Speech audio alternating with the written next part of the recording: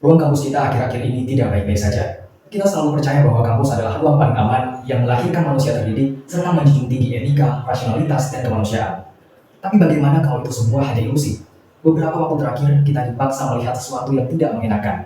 Harga diri terutama perempuan direduksi, dilecehkan, bahkan dinormalisasi. Di Universitas Gadjah Mada misalnya, muncul polemik dari konten akademik yang dinilai mengandung bias seksual. Fenomena serupa juga terjadi di Institut Teknologi Bandung dan Universitas Indonesia yang menunjukkan bahwa ruang digital telah menjadi medium baru bagi reproduksi perilaku tersebut. Tidak ada sentuhan, tidak ada kontak fisik, bahkan seringkali tanpa kehadiran korban. Lalu pertanyaannya, apakah itu berarti tidak ada kekerasan? Justru disitulah masalahnya. Kekerasan seksual hari ini telah bertransformasi. Ia tidak hilang, ia hanya berubah bentuk, menjadi lebih sunyi, lebih tersembunyi, dan lebih bebas bergerak di ruang digital. Assalamualaikum warahmatullahi wabarakatuh. Shalom, Om Swastiastu. Nama budaya salam kebajikan. Yang terhormat Dewan Juri yang arif dan budiman, serta rekan-rekan mahasiswa insan cendekia yang kami banggakan. Kami dari tim Gia Pusat, yakin, Usaha Sampai dari Universitas Gadjah Mada. Saya Muhammad Ridho sebagai ketua tim bersama rekan saya Karin Feliciana Itanggo. dan rekan saya. Imam Azmi Rabbani. Berangkat dari kegelisahan tersebut, kami mencoba melihat fenomena ini bukan sekedar sebagai kasus, tetapi sebagai gejala yang memiliki akar konseptual. Oleh karena itu, kami dengan bangga mempersembahkan karya tulis ilmiah yang bertajuk Maskulinitas Toksik di Balik Layar, Efek Disinhibisi Online dan Kekerasan Seksual dalam Ekosistem Digital Kampus Indonesia. Kami menyadari bahwa setidaknya terdapat dua hal utama yang melatar belakangi adanya maskulinitas toksik di balik layar, yaitu adanya transformasi bentuk kekerasan seksual atau KS dari fisik menjadi digital yang membuat para pelaku merasa terlindungi oleh privasi digital yang sebenarnya hanya ilusi. Terbukti dari adanya gelombang kasus KS yang terungkap pada bulan April lalu. Yang kedua, problem filosofis akrasia dalam ruang digital. Akrasia merupakan kondisi di mana seseorang bertindak berlawanan dengan penilaian moralnya sendiri. Konsep ini tertuang pada buku 7 Nicomachean Ethics yang dikomposisi oleh Aristoteles. Kasus yang terungkap menjadi bukti bahwa perempuan tidak hadir sebagai subjek yang utuh, tetapi direduksi sedemikian rupa menjadi hanya sebatas objek pembicaraan yang dilekatkan pada tubuh dan seksualitasnya. Dari latar belakang tersebut, penelitian ini tidak berhenti hanya pada deskripsi fenomena, tetapi mencoba merumuskannya ke dalam beberapa pertanyaan yang lebih tepat.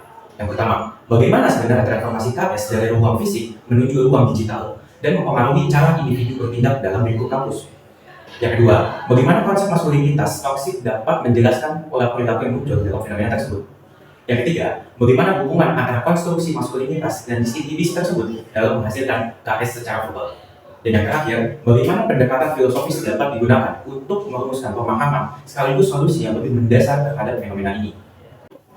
Berdasar kajian yang kami lakukan, umumnya terdapat 3 perspektif yang kerap kali digunakan untuk melihat fenomena KS, yaitu hukum dan kebijakan, yang tidak menjelaskan mengapa pelanggaran itu tetap terjadi, psikologi klinis yang terlalu berfokus pada individu, tidak menerangkan mekanisme sosial budaya yang menjadi latar belakang pelaku, sosiologi yang kurang membahas bagaimana identitas individu terbentuk dan kemudian diekspresikan, khususnya di ruang digital yang mengubah moralitas.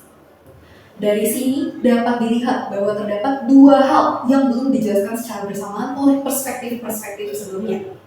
Bagaimana identitas tersebut terbentuk, serta mengapa ia menjadi lebih bebas ketika berada di ruang digital, hingga solusi yang diberi kerap kali bersifat hukum administratif dan tidak menyentuh akar konstruksi budaya.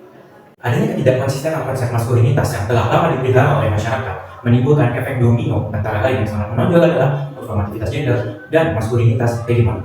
Namun, kedua konsep ini masih belum bisa untuk menjelaskan mengapa perilaku tersebut menjadi lebih intens di ruang digital. Maka dari itu, kami berusaha melihat dari konsep penilaian disinhibition effect yang menjelaskan bahwa individu cenderung menjadi lebih bebas dalam bertindak ketika berada di ruang digital karena minimnya kontrol sosial secara langsung. Dengan demikian, ketiga rangkaian ini akan saling melengkapi untuk menjelaskan fenomena KS di ruang digital. Penelitian ini menggunakan studi pustaka dengan pendekatan konseptual filosofis untuk memahami mekanisme di balik fenomena. Data diperoleh melalui studi dokumentasi dari jurnal, buku teoretik, dan laporan terkait dengan kasus-kasusnya sebagai konteks empiris. Analisis dilakukan melalui 3 tahapan. Yang pertama, identifikasi konsep kunci, meliputi maskulinitas, performativitas, dan disinhibisi. Kemudian, interpretasi dalam konteks ruang digital, dan sintesis untuk membangun penjelasan utuh. Dengan demikian, penelitian ini menekankan pemahaman konseptual untuk menjawab mengapa dan bagaimana yang tidak dapat dijelaskan secara memadai oleh pendekatan kuantitatif. Fenomena KS di ruang digital tidak terlepas dari konstruksi maskulinitas itu sendiri. Adanya maskulinitas toksik, yaitu sekumpulan norma yang dipromosikan sebagai kiat-kiat menjadi laki-laki, sejatinya bersifat destruktif dan menjadi wadah bagi dominasi atas perempuan, penekanan empati, dan seksualitas sebagai ajang kompetisi antar laki-laki.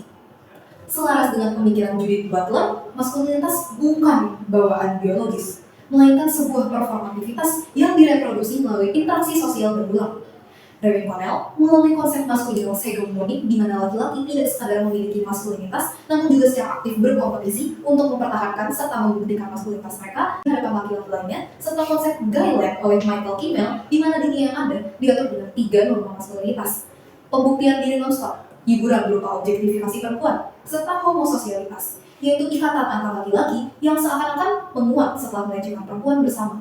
Dominasi pria sebagai mayoritas dalam KS berakar pada pemaknaan maskulinitas yang naif dan semakin terakumulasi di ruang-ruang digital, yaitu ketika individu tidak berhadapan dengan konsekuensi sosial, tidak mendapat respons emosional langsung, serta beroperasi dengan identitas yang tidak otentik dalam bercakap.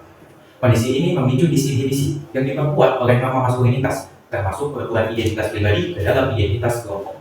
Akibatnya, perilaku yang muncul bukan sekedar spontan, melainkan ekspresi identitas yang lepas dari kontrol normatif. Dengan demikian, KS verbal di ruang digital merupakan hasil pertemuan antara konstruksi identitas yang mendominasi dan kondisi digital yang memungkinkan ekspresi tersebut muncul tanpa adanya hambatan, bahkan di lingkungan yang memahami ketidaketisan.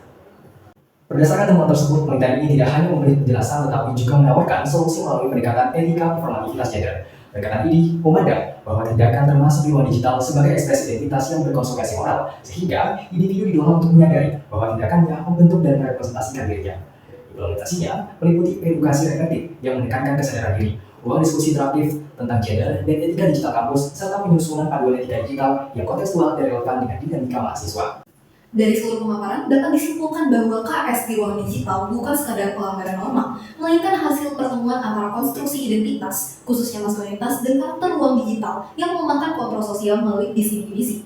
Oleh karena itu, penanganannya tidak cukup bersifat regulatif, tetapi juga harus reflektif dan preventif, yakni mendorong kesadaran individu sekaligus membangun upaya pencegahan, agar setiap individu dapat memahami dan menampilkan diri, namun tidak berujung pada reproduksi kekerasan.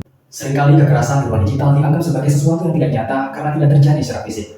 Namun justru karena tidak terlihat, ia menjadi lebih mudah diabaikan dan terus berulang. Penelitian ini menunjukkan bahwa yang kita hadapi ini bukanlah soal kata-kata, tetapi soal cara pandang dan bagaimana cara kita memaknai orang lain. Dan selama cara pandang itu tidak berubah, maka bentuk kekerasan ini akan terus menemukan ruangnya. Kami dari tim Tiang Pusat percaya bahwa perubahan ini adalah langkah pertama untuk mengubah. Terima kasih. Wassalamualaikum warahmatullahi wabarakatuh. Shalom, Om Swastiastu. Namo Buddhaya, Salam Kebajikan.